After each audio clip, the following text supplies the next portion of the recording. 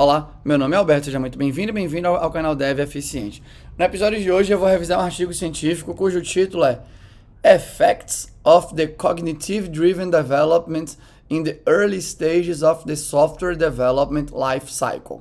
E se você já acompanha aqui o canal, se você ouviu falar em Cognitive Driven Development, já deu para sacar aí que os autores do artigo sou eu e Vitor, que é o meu parceiro aí de pesquisa do CDD, que trabalha na Universidade Federal do Pará. Deixa eu só compartilhar aqui a tela com vocês. Tá aí o artigo, né? Então, esse artigo a gente mandou para uma conferência, que é uma conferência que a galera da academia classifica ali, né, como o primeiro level ali da parada, level A, chama FSE, não lembro agora o significado da sigla. E a gente mandou para a track de indústria. Infelizmente, a gente não foi aprovado, a gente conseguiu passar pelo filtro de receber feedback. Mas no feedback a gente não foi aprovado. Uma coisa que é massa quando você manda artigo, né, publicação para essas conferências acadêmicas melhores e você consegue chegar na fase de receber feedback, é que o feedback muitas vezes é duro, porém muito rico e faz você levar várias lições, né? Então a gente levou lições aqui de escrever, né? Conseguir fazer a revisão do inglês de maneira mais interessante antes de mandar o artigo, explicar melhor o experimento que a gente rodou, já falo para vocês e tudo mais. Antes de mais nada também, né? Além de mim e de Vitor, obviamente que eu queria agradecer demais aí a ZUP, que é a empresa onde eu trabalho hoje, por todo o apoio que ela tem dado a essa investigação científica que a gente tem feito, né, em design de código, inclusive em outras linhas de pesquisa científica que a gente toca lá dentro. Então, especificamente sobre esse trabalho, a gente rodou um experimento dentro da ZUP, a gente pegou três projetos, dois deles utilizados por startups brasileiras para fazer os seus processos seletivos, e um dele era um projeto que eu já tinha, inclusive, trabalhado aqui no canal de implementação de biblioteca virtual, e a gente separou dois grupos. Um grupo tinha que implementar algumas funcionalidades do projeto inspirado pelo CDD como principal linha de design, e o outro grupo tinha que implementar as mesmas funcionalidades utilizando as técnicas que eles e elas já conheciam de desenvolvimento de código. Uma coisa que foi muito legal é que a gente tentou afunilar aqui o experimento, né? Então, qual que era a diferença dos dois grupos? Para os dois grupos foi explicado quais eram as características de código que nós queríamos controlar a complexidade. Então, para os dois grupos a gente explicou o acoplamento contextual, que é aquele acoplamento que a gente, na nossa pesquisa do CDD, né, dos indicadores aí que a pessoa pode escolher como indicador de complexidade intrínseca, né, ponto de complexidade intrínseca aí, é o acoplamento com classes que são específicas do projeto. Então, os dois sabiam disso, os dois também levaram em consideração complexidade ciclomática, basicamente, né? Controle de fluxo todo mundo deveria ficar atento, porque aquilo eventualmente dificulta o entendimento do código. Para aquele contexto, a gente decidiu isso. E a gente também tinha decidido para os dois grupos que qualquer passagem de função como argumento, utilizando o recurso lá do Java 8, também deveria contar como ponto de dificuldade aí de entendimento, né? Ponto de complexidade intrínseca. Mas qual que foi a diferença dos dois? Para o grupo do CDD, a gente colocou o limite de aparição daqueles elementos. Então, para o grupo do CDD, o limite, se eu não me engano, ficou em 7 pontos, né? Então, 7 aparições, independente da combinação desses elementos, enquanto que no outro grupo, a gente não especificou um limite. E a brincadeira era, será que a galera desenvolvendo aí, será que o grupo do CDD vai mostrar, né, quando a gente pegar o código, será que e analisar aquele código pelas métricas formais já conhecidas em desenvolvimento de software padrão aí, né, acoplamento normal, complexidade ciclomática de novo, número de linhas, coesão e por aí vai. Será que o grupo que fez com CDD nessa parte de desenvolvimento inicial do projeto vai apresentar resultados melhores do que o grupo que não fez? Essa era a primeira pergunta. A segunda pergunta é, será que, olhando de novo por essas métricas mais conhecidas, se a gente for olhar por isso, será que o grupo que desenvolveu sob a aliança CDD vai ter unidades de código, nesse caso eram arquivos ali, né, com as suas classes em Java, será que essas unidades de código vão apresentar valores de métricas mais similares entre elas? Ou seja, o que a gente esperava, se você for pegar a linha de código, que o número de linhas de alguma forma fosse parecido entre as unidades. Você vai pegar a complexidade ciclomática, que de alguma forma isso fosse parecido. Você vai pegar acoplamento, de alguma forma isso fosse parecido. Porque a ideia, quando você pensa em divisão de responsabilidade, é que a responsabilidade esteja dividida pelas unidades de código que você implementa dentro do seu projeto. Então, para a primeira pergunta sobre o valor das métricas, não teve diferença, os dois apresentaram valores muito similares. Para a segunda pergunta, a gente não conseguiu ainda mostrar a diferença, se eu não me engano a expressão é significativa estatisticamente, dados testes e estatísticos que a gente rodou. Entretanto, a maioria dos projetos que foram desenvolvidos utilizando o CDD apresentaram realmente uma dispersão menor. Então, qual que é a dispersão, né? E quando você pensa em dispersão, imagina que você tem 10 classes e você vai querer tirar a média de complexidade. 2 classes é melhor para explicar, né? Você tem 2 classes e você vai querer tirar a média de complexidade ciclomática entre as 2 classes. Imagina que a classe 1, a classe A, tem 10 pontos e a classe B tem 0 pontos. Então, se você tem 10 com 0, a média é 5. Só que aí você tem uma dispersão altíssima, porque você tem, e aí você pode usar medidas diferentes aí, né, para calcular a dispersão. Não que eu manje bastante, beleza? Acho que eu não manjo nada, para ser bem sincero. Mas a gente calculou o desvio padrão. Então, você, nesse caso, né, o desvio padrão fica bem alto. Agora, se você tem uma com 8, sei lá, uma com 6 e a outra com 4, já estão mais próximas. 2 com 5 já estão iguais ali no caso, né? Que supostamente é o ideal. Quando você pensa em média, a ideia é que os valores sejam parecidos entre os elementos que compõem aquele conjunto ali. E aí foi muito legal, porque por mais que a gente não tenha visto a diferença significativa estatisticamente, dados os cálculos que a gente fez, mas recorrentemente os projetos que foram desenvolvidos via CDD ali mostrou a dispersão menor. Só não foi menor o suficiente para ser relevante, ser significativo estatisticamente, por assim dizer. Então, foi bem massa o resultado, né? De novo, a gente quase chegou lá nessa conferência de nível A. O artigo aqui, inclusive, né, tem uma parte estatística bem forte. Quem escreveu o artigo em si, a escrita dele foi feita por Vitor, que ele é PhD e tem muito mais habilidade e capacidade de escrever o artigo no formato científico do que eu teria. Mas você aqui consegue ter acesso a todo o desenho do experimento, aos projetos que foram utilizados, a categorização das pessoas para divisão dentro dos grupos, né? Você tem aqui as tabelas com os gráficos para mostrar para vocês os resultados e por aí vai. Então, é um artigo um pouco mais longo, de 10 páginas, aí, que eles chamam de full paper e tal. Então, aqui você consegue ver, né, vários dos números, enfim. E a gente considerou o resultado bem interessante. Por quê? A gente pegou 3 projetos e eles começaram a ser desenvolvidos ali de manhã. Então, a ideia era ver como é que a coisa ia acontecer. E a gente está falando de um projeto saindo do zero. Saindo do zero, a gente já conseguiu perceber uma dispersão menor nos projetos que utilizaram ali, né, o CDD como mais uma ferramenta para controlar a complexidade do seu código. E aí o que a gente entende neste momento é que se lá do zerinho, onde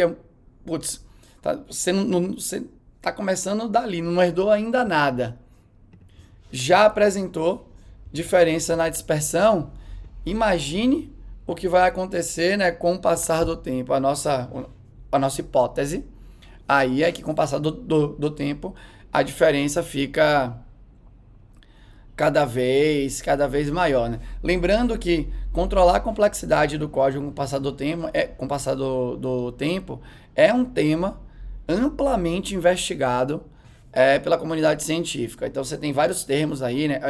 Erosão de design, erosão arquitetural e tudo mais, porque isso acontece regularmente. Os projetos, né, vão ficando cada vez com indicadores de saúde piores. Eles envelhecem de maneira, em geral, bem tensa. E aí a gente está investigando ao máximo se o CDD pode ser realmente uma ferramenta aí, uma linha de design interessante para controlar, né, para fazer com que esse envelhecimento aconteça de maneira mais saudável e que o software lá na frente ainda tenha um índice de manutenibilidade interessante quando você olha para a satisfação. Aí você tem que decidir, né, quais são os critérios que você considera quando você vai falar de manutenibilidade. Se você olha pelo ISO, ele faz uma balança ali, né, da experiência da pessoa que está dando a manutenção no software com características do próprio software em si. E o CDD tem se mostrado bem interessante. Outro dia, Otávio Santana, né, que é uma pessoa reconhecida aí na comunidade pelas suas contribuições no mundo Java e tudo mais, ele me pergunta assim, putz, a gente tá aqui no projeto, né, por que a galera não tá utilizando o CDD aqui na ZUP ainda de maneira massiva e tal? E eu fiquei pensando, né, sobre isso, e mesmo quando eu olho para o espectro do Brasil, assim, por que talvez não tenham ainda mais empresas, né, falando sobre, utilizando, ou algo do gênero? E essa é uma coisa que eu fico pensando, porque nesse momento da vida do CDD, das pesquisas que a gente já fez, eu considero que a gente já tem números bem interessantes para mostrar que acrescentar essa visão de design, essa linha de design no seu cinto de ferramentas tende a facilitar bastante o controle da complexidade, criar um jeito, uma visão padrão dentro da equipe, né, de como fazer. Eu já falei disso em outros vídeos, então não vou me repetir, pelo menos nesse. Mas o CDD tem uma característica, o jeito que eu enxergo ali a tese do design tem uma característica diferente das outras inspirações de design e arquitetura que existem por aí. Então, eu falei sobre isso no vídeo, em um outro vídeo aqui do canal, né? Não sobre design de código, mas sobre desconstrução de crenças, né? Então, você está pronto para quebrar suas crenças e tal. E engenharia de software é uma área que é muito interessante, por um lado, porque você pode colocar coisas em produção, você pode criar hipóteses e já testar essas hipóteses em produção sem necessariamente ter uma progressão de teste, porque em geral você não está fazendo nada que coloque a vida de alguém em risco ou o meio ambiente. Óbvio que já tem gente hoje que fala, né, de consumo energético para rodar o seu código e tal, mas acho que dando um passo atrás aí, pensando um padrão aí, você não está colocando de maneira tensa o meio ambiente em risco ou algo do gênero. Então, na hora que você não tem esses perigos, você vai lá, coloca em prática a parada,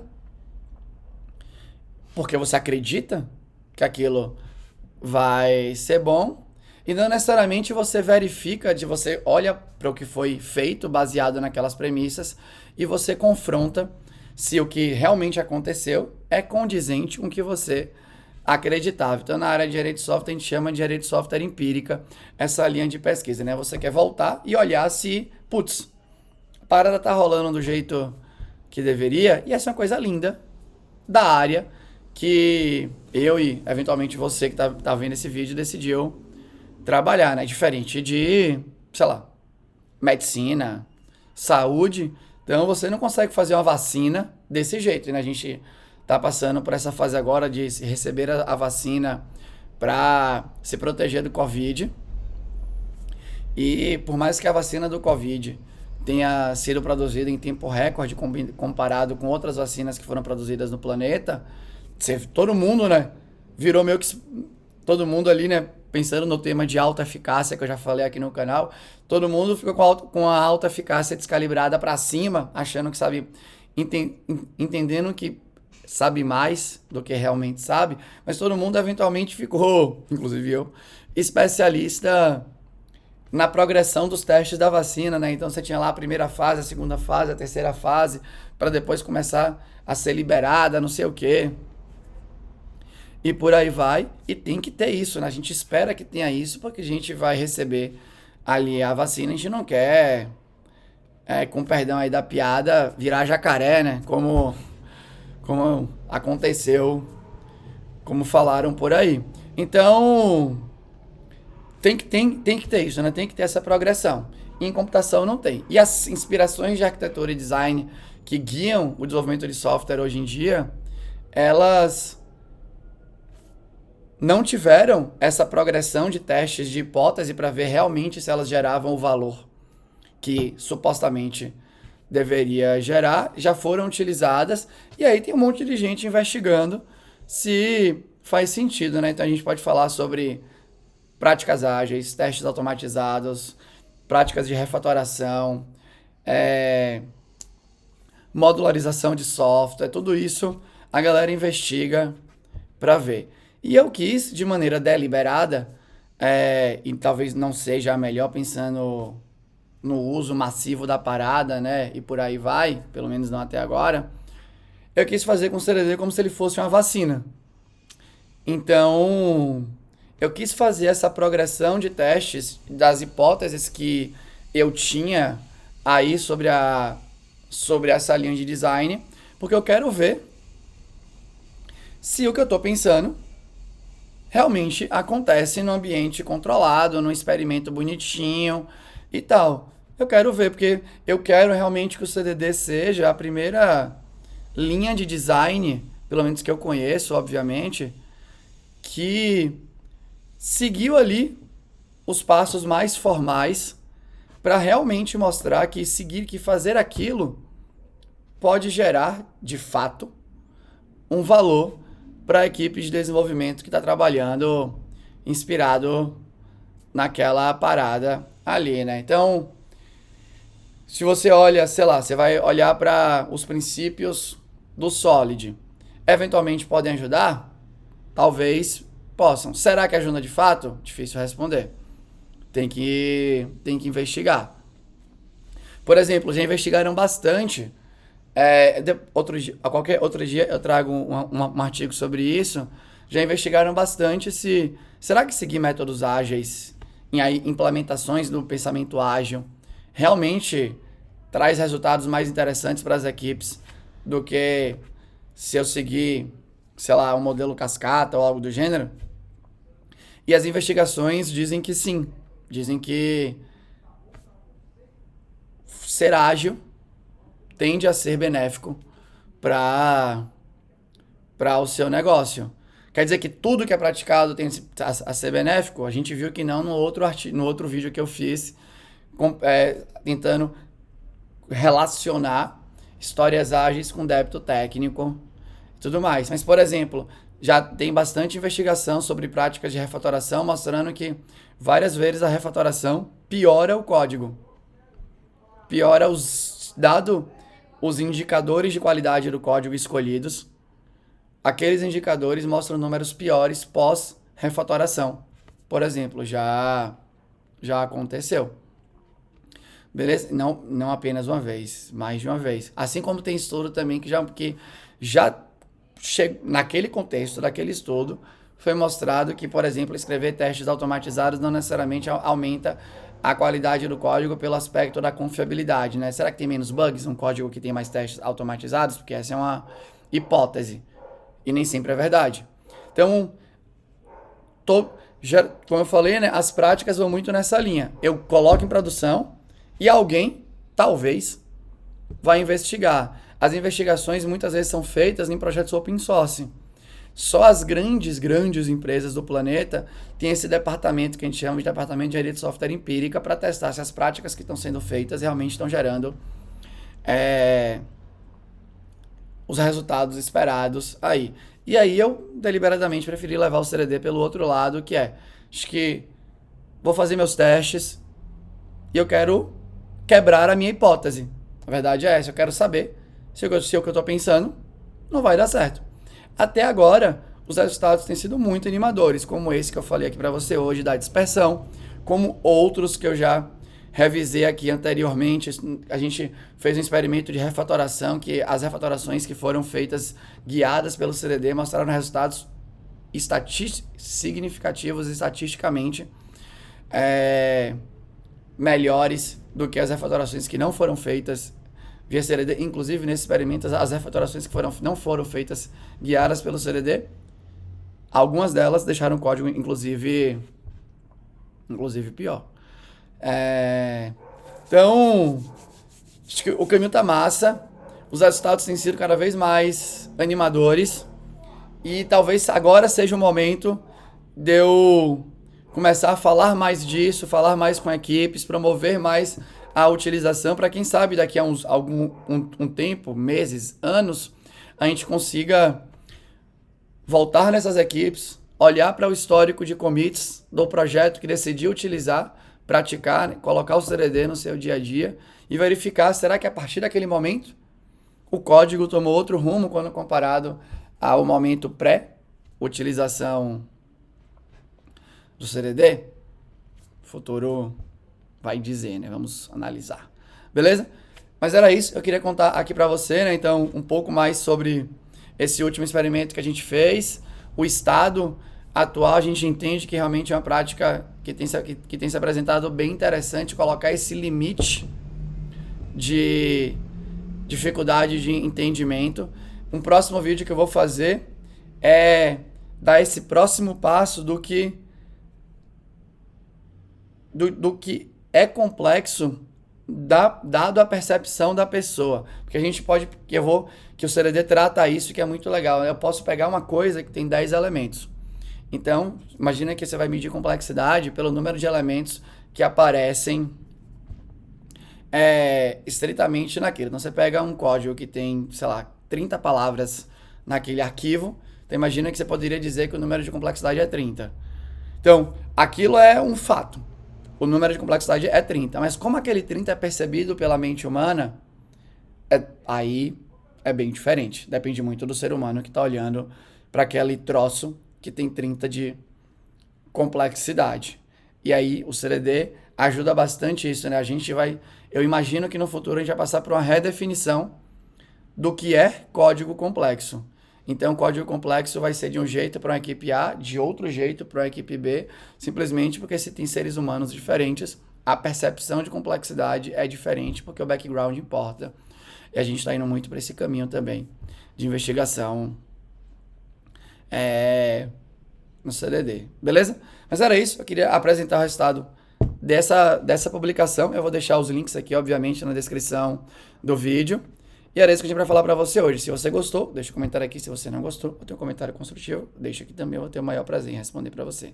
Era isso. Tchau.